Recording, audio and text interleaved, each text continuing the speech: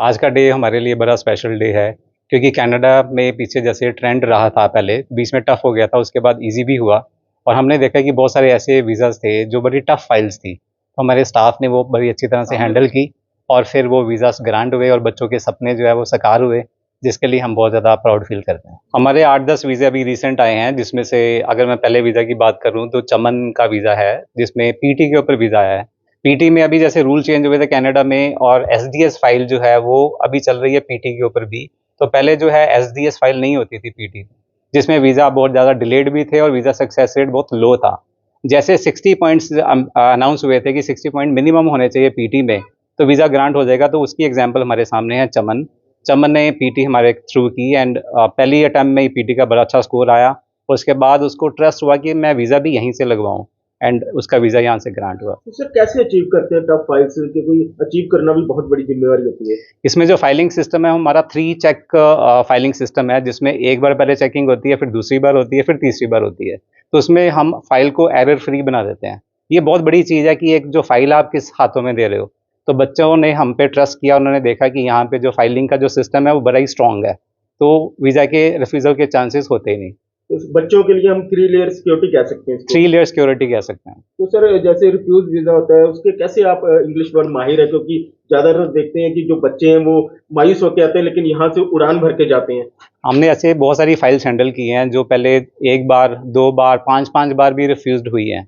तो हम वो देखते हैं कि फ़ाइल में लिखा क्या हुआ है। तो हमने कई बार, हम जब रिफ्यूज़ल लेटर पढ़ते हैं तो वहीं पे हमें कुछ ना कुछ पता लग जाता है कि पिछली फ़ाइल में कुछ ना कुछ एरर रही है, कमी रही है, जिस कारण से रिफ्यूज़ल हो जाती है। पहले जो है वो करियर काउंसलिंग ही की जाती है, और ये सबसे इम्पोर्टेंट पार्ट है एक वीज़ा कंसल्टेंट का। वीज़ा एजेंट और वीज़ा कंसल्टेंट में फ़र्क होता है। जो कंसल्टेंट है उसका मेन पहले फ़ोकस होना चाहिए करियर बनाने पे, मनी कम्स आफ्टरवर्ड्स। तो जो हम करियर काउंसलिंग करते हैं, हम ये बता देते हैं अगर आप ये वाले कॉलेज में जाते हो तो ये गवर्नमेंट कॉलेज है, यहाँ पे जाके आपका करियर किस तरह से बनेगा, और जो आप फील्ड लेने वाले हो, खास करके जो आपने स्टडी चूज़ किया उसमें आगे जाके आपको कहीं पे प्रॉब्लम तो नहीं आएगी, आपको जॉब में प्रॉब्लम तो नहीं आएगी। ये सारा करियर काउंसलिंग में हम डील करते हैं।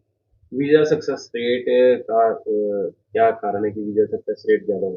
हमारे जैसे कनाडा की बात करूं तो सारे के सारे वीज़ा ही आए हैं। अभी जो रिसेंट लास्ट मंथ की बात करूं तो जितने वीज़ा लगाए सारे के सारे वीज़ा ग्रांट हुए हैं। उसका सक्सेस मैं अपनी टीम को और बच्चों की भी जो मेहनत है, जो उन्होंने आईएलटीएस में, पीटी में की है और हम पे ट्रस्ट किया है, तो इस वजह से वीज़ा ग्रांट हुए। तो सर कुछ बच्चे मैंने देखे जो 5.5 बैंड्स पे भी जो इंग्लिश वर्ड में आते वो बाहर जा रहे हैं सर। तो ये भी रूल जैसे चेंज हुआ है कि ओवरऑल 6 बैंड और विद 5.5 1 मॉड्यूल, 2 मॉड्यूल और 3 मॉड्यूल्स। तो ओवरऑल 6 बैंड अगर किसी के भी हैं तो वो वाली फाइल भी एसडीएस में जाएगी। एसडीएस फाइल का मैं थोड़ा सा क्लियर कर दूं, इसमें एसडीएस का मतलब होता है स्टूडेंट डायरेक्ट स्ट्रीम, जिसमें वीज़ा सक्सेस के चांसेस बहुत हाई होते हैं और वीज़ा बहुत जल्दी ग्रांट हो जाता है। अभी जितने भी बच्चे खड़े हैं आप इनसे पूछो तो इनका किसी का 10 दिनों में, किसी का 20 दिनों में, 25 दिनों के अंदर अंदर वीज़ा ग्रांट हो गया। जो मेन कंट्रीज जहाँ पे बच्चे जाते हैं वो है कनाडा, ऑस्ट्रेलिया, यूके, यूएसए, फिर यूरोप भी आता है। लेकिन बच्चों की एक चॉइस होती है कि हमने, हमारी जो ड्रीम डेस्टिनेशन है वो कौन सी है। तो हम पहले बच्चे से पूछते हैं कि आपने, आपकी ड्रीम डेस्टिनेशन कौन सी है। बहुत सारे बच्चे जो है वो कनाडा का नाम लेते हैं क्योंकि वहाँ पे फिर उनको सेटलमेंट ऑप्शन भी मिलती हैं, जिस कारण से वो कनाडा में जाना चाहते हैं। सर 20 साल का इतना लंबा एक्सपीरियंस, पहले बच्चों को तैयार करके भेजना कैसा रहता है जब बच्चों, एक बच्चा आता है अपने बच्चों जैसे ही गाइड करते हैं उसे। 20 साल की जो जर्नी रही है हमारी, अभी तक हमारा जो टाइम टेस्टेड एक्सपीरियंस कह सकता हूँ, जो हमारा रहा है कि जो भी हमने स्किल सीखी है वीज़ास लगाने की भी, ये काफ़ी सालों की बहुत ज़्यादा मेहनत है, जिस कारण से हमारा जो स्टाफ है वो भी बहुत ज़्यादा हाई एक्सपर्टीज़ वाला है। तो ये जो जर्नी है बड़ी ही अच्छी अब लगती है क्योंकि ज़्यादातर हमें सक्सेस ही मिल रही है वीज़ास में। ਸਾਹਿਲਪ੍ਰੀਤ ਸਿੰਘ अपना वीजा है। ਕੈਨੇਡਾ ਦਾ ਵੀਜ਼ਾ ਹੈ ਮੇਰਾ। ਮੇਰੀ ਵਨ ਟਾਈਮ ਰਿਫਿਊਜ਼ਲ ਸੀ ਤੇ ਸਰ ਕੋਲ ਵੀਜ਼ਾ ਗ੍ਰਾਂਟ ਹੋਇਆ, ਮੈਂ ਬਹੁਤ ਖੁਸ਼ ਹਾਂ ਤੇ 30 ਡੇਜ਼ ਦੇ ਵਿੱਚ ਮੇਰਾ ਵੀਜ਼ਾ ਆਇਆ। तो 1 साल मतलब कि 1 साल ਦਾ ਜਦੋਂ ਰਿਫਿਊਜ਼ ਹੋਇਆ ਵੀਜ਼ਾ ਤੇ ਕਿਤੇ ਮਨ ਚ ਆਇਆ ਹੋਣਾ ਕਿ ਯਾਰ ਹੁਣ ਮੈਂ ਅਚੀਵ ਕਰ ਸਕਦਾ ਨਹੀਂ, ਲੇਕਿਨ ਇੰਗਲਿਸ਼ ਵਰਡ ਆ ਕੇ ਕਿਸ ਤਰ੍ਹਾਂ ਲੱਗਾ ਕਿ ਮੈਂ ਅਚੀਵ ਹੋ ਜਾਵਾਂਗਾ ਔਰ ਅੱਜ ਉਹੀ ਸੁਪਨਾ ਪੂਰਾ ਹੋਇਆ।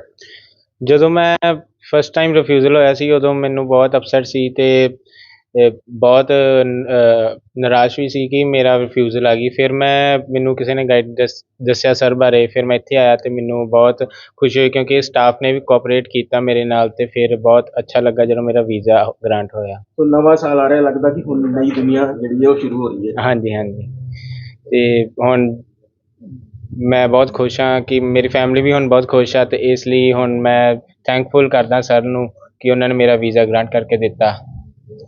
ਟਫ ਜਰਨੀ ਹੁੰਦੀ, ਕਿਸ ਤਰ੍ਹਾਂ ਅਚੀਵ ਕੀਤਾ ਇੰਗਲਿਸ਼ ਵਰਡ ਆ ਕੇ? ਹਾਂਜੀ ਸਰ, ਐਕਚੁਅਲੀ ਮੈਂ 10ਵੀਂ ਤੋਂ ਬਾਅਦ ਡਿਪਲੋਮਾ ਕੀਤਾ ਸੀ। ਉਸ ਤੋਂ ਬਾਅਦ ਫਿਰ ਮੈਂ ਇੰਗਲਿਸ਼ ਵਰਲਡ ਦੇ ਵਿੱਚ ਆਇਆ ਅਤੇ ਵਿਕਰਮ ਸਰ ਨੇ ਬਿਲਕੁਲ ਮੈਨੂੰ ਆਪਣੇ ਬੱਚਿਆਂ ਵਰਗਾ ਗਾਈਡ ਕੀਤਾ। ਅਤੇ ਇਸ ਤਰ੍ਹਾਂ ਮੈਨੂੰ ਪਤਾ ਸੀ ਕਿ ਮੇਰੀ ਡਿਪਲੋਮਾ ਤੋਂ ਬਾਅਦ ਜਿਹੜੀ ਫਾਈਲ ਹੈਗੀ ਥੋੜ੍ਹੀ ਵੀਕ ਹੈਗੀ, ਫਿਰ ਮੈਨੂੰ ਵਿਕਰਮ ਸਰ ਨੇ ਗਾਈਡ ਕੀਤਾ ਅਤੇ ਮੈਂ ਵਿਦਇਨ 20 ਡੇਜ਼ ਆਪਣਾ ਕੈਨੇਡਾ ਦਾ ਵੀਜ਼ਾ ਹਾਸਿਲ ਕੀਤਾ।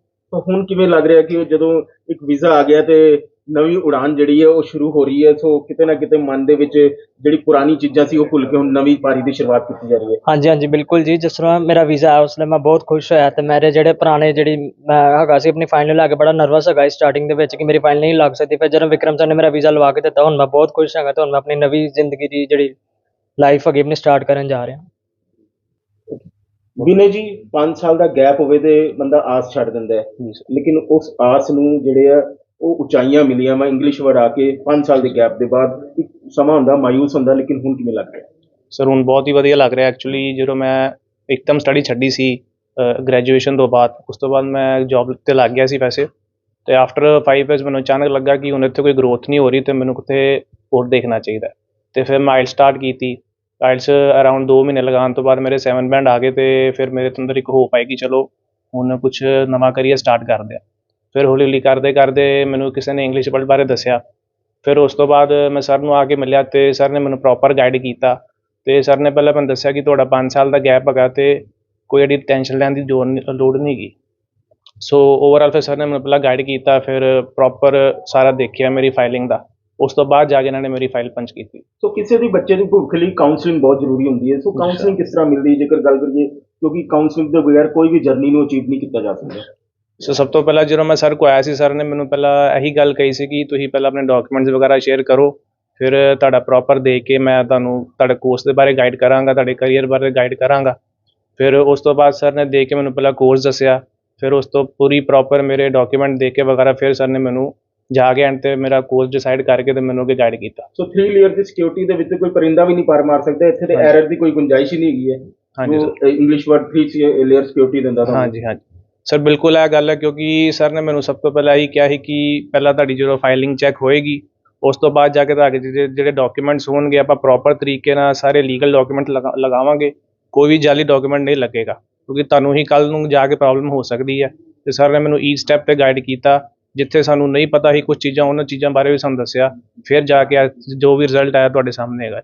मेरा नाम भावना है और मैं आयुष की मदर हूँ और हमने इंग्लिश वर्ड से फाइल लगवाई है क्योंकि 10th के बाद +2 तो करी नहीं इसने मेरे बेटे ने, इससे सिर्फ डिप्लोमा किया और वो भी 2020 के बाद। तो इतना गैप था, तो मैं इंग्लिश वर्ड की टीम को काफ़ी थैंकफुल हूँ इसके जब लिए। भी कोई बच्चा अचीव करता है, उसके गुरु और उसके पेरेंट्स को सबसे ज्यादा खुशी होती है। आपको कभी लगा भी होगा कि मेरा बच्चा बाहर नहीं जा सकता, लेकिन कैसे अचीव किया? क्योंकि मुश्किलों भरा जर्नी है, संघर्ष किया और उसके बाद आज बुलंदियों को छुआ। ऑफ कोर्स हमने सोचा नहीं था कि फाइल लग जाएगी, बट जब यहाँ पे काउंसिल हुए, अच्छे से काउंसलिंग करी गई और विक्रम सर ने बताया कि फाइल लग सकती है, आप हम पे विश्वास रखो, तो उस विश्वास ने हमें आज यहाँ तक तो कभी पहुँचाया। आप घर पे जब डिस्कशन करते होंगे, बच्चे ने भी कहा होगा कि मम्मा मैं जा सकता हूँ कि नहीं जा सकता हूँ, आपकी तरफ से कैसा सपोर्ट रहा? देखिए, हर माँ यही कहेगी, कभी डीमोटिवेट अपने बच्चे को करेगी नहीं, वो हमेशा यही चाहेगी कि उसका बच्चा सक्सेस हासिल करे, हुक और by crook, but with the grace of God वो मिल गई सक्सेस तो आज। अब कैसा लग रहा है? नया साल भी आने वाला है और नई खुशियां हाँ जी, अब बस ये है कि बच्चे, जितने भी बच्चे हमारे यहाँ से गए हैं, जो भी इंग्लिश वर्ड से क्रॉस करके गए हैं, सक्सेस हासिल करें, बस यही एक की दुआ रहेगी।